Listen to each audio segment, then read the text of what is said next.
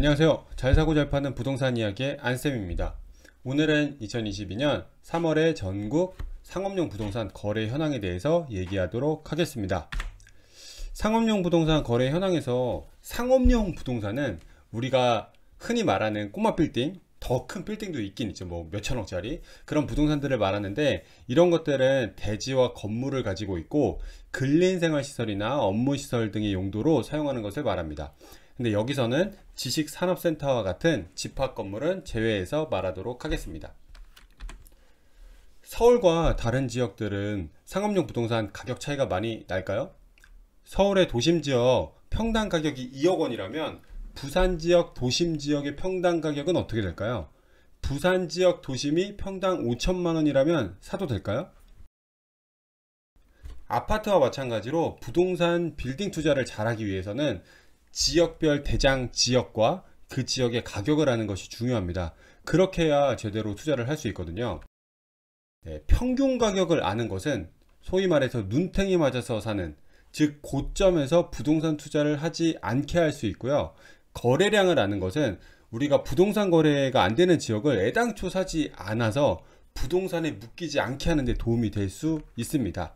자, 오늘 2022년 3월 거래 한번 보시죠. 3월에는 전국의 상업용 부동산 거래가 2098건 정도 거래가 되었습니다. 거래 금액은 약 5조 5387억 원 정도가 됐네요. 이 중 서울은 260건, 경기도는 520건, 부산은 110건, 대구 69건, 인천 107건, 대전 52, 광주 57, 울산 48 이렇게 거래가 되었습니다. 거래량으로만 보면은 경기도가 거의 압도적이네요. 그럼 거래 규모를 한번 보시죠. 약 5조 5천억 원 중에서 서울이 2조 2천억 원을 차지해서 약 40% 정도를 차지하고 있습니다. 그리고 경기도가 1조 5천억 원을 차지해서 28%를 차지하고 있네요. 수도권이 3조 8천억 원 정도가 되니까 전체의 약 70%를 차지하고 있다라고 보시면 될 것 같습니다. 수도권으로 거의 집중이 되고 있네요. 지역별로 조금 구체적으로 보시죠. 서울은 강남이 33건, 중구가 31건, 서초, 종로구가 20건으로 탑3를 차지했습니다.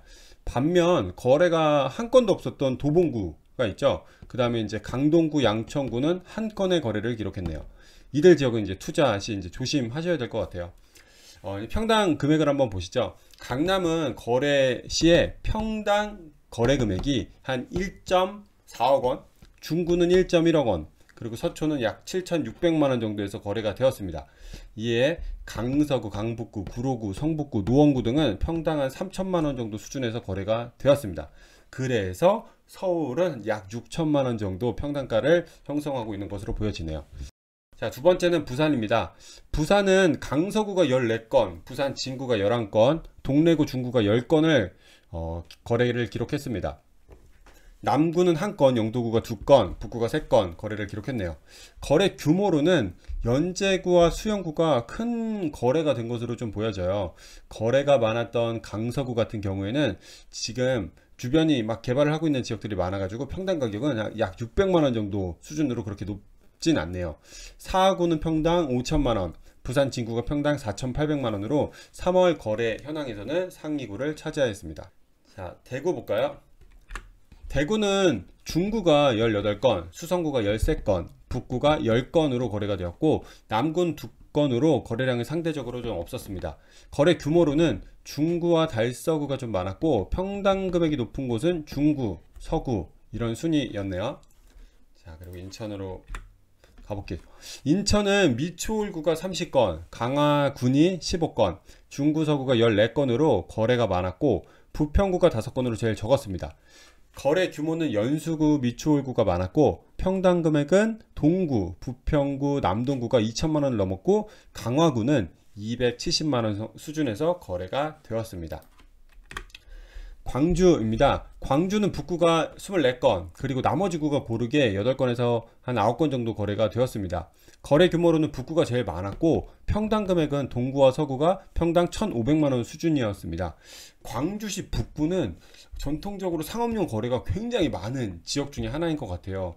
그래서 항상 상위, 전국적으로 봤을 때도 상위에 링크되어 있던 구이기도 합니다. 대전은 중구가 14건, 그리고 나머지 구에서 고르게 9건에서 한 10건 정도 거래가 되었습니다. 거래 규모로는 유성구가 제일 많았고 서구가 평당 가격은 1,500만원 수준으로 제일 높았습니다. 자, 울산은 남구가 24건으로 울산 전체 거래량의 절반을 차지하였고 거래 규모로도 한 70% 이상을 차지했습니다.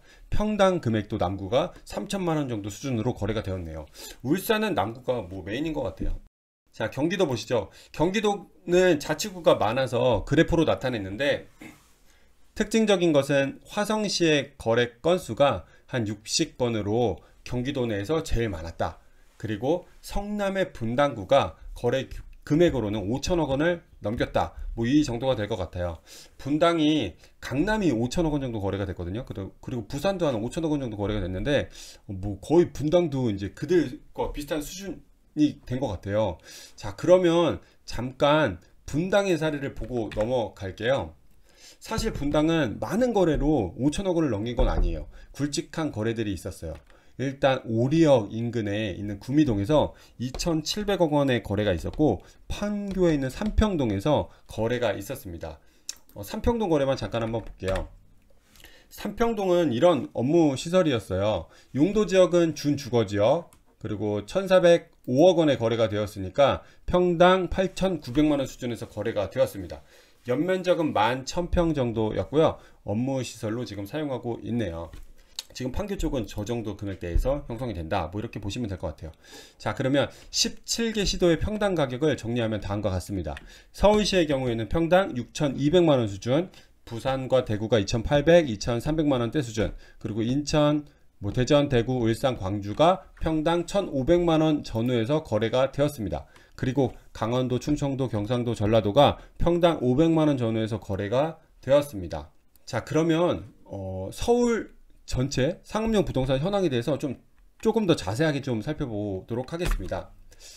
자, 3월 서울 거래량이 가장 많았던 곳은 강남구가 31건, 중구가 29건, 종로구가 그리고 서초구가 19건으로 탑3를 차지했어요.